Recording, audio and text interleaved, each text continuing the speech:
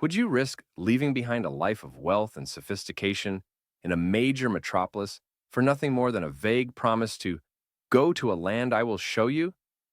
That's exactly what we're exploring today with the fascinating story of Abram. You know what's incredible about this? Archaeological evidence shows Ur wasn't just any city. We're talking about two-story villas with 14 rooms, advanced architecture that wouldn't be matched for over 1,000 years.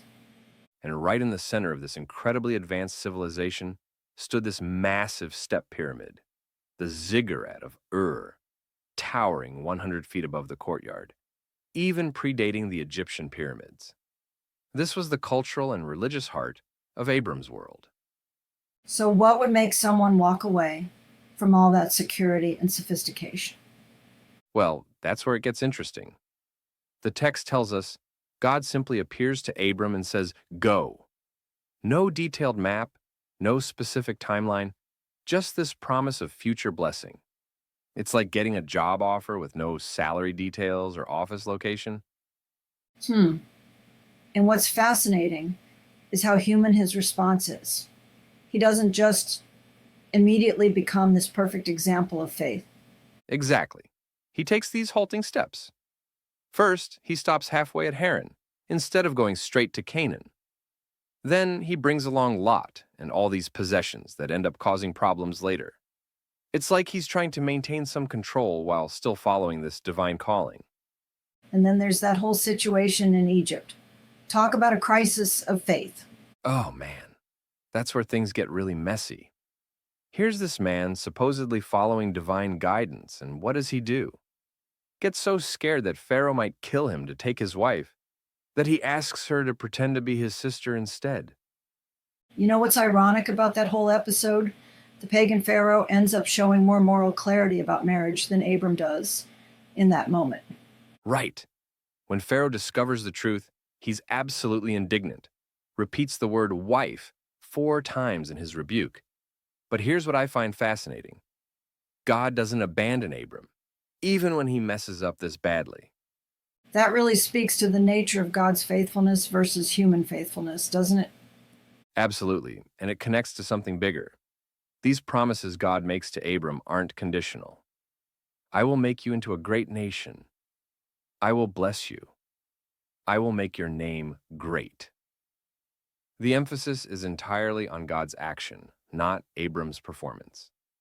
And looking at how this has played out historically is remarkable. The Jewish people, Abram's descendants, have had this outsized impact on human history that far exceeds their numerical size. You know what missionary Jim Elliot said that captures this perfectly? He is no fool who gives what he cannot keep to gain that which he cannot lose. From the world's perspective, Abram was being foolish, but from God's perspective, he was embracing the deepest wisdom. That really captures the paradox at the heart of faith.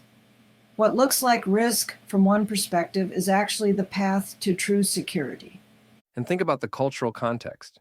The world of Abram's time was dominated by polytheism and the idea that gods were tied to specific territories. But here's God calling Abram to leave his homeland and trust that this God would be with him wherever he went. Well, that must have seemed completely countercultural, maybe even nonsensical to people at the time. And you know what? That's still the challenge we face today.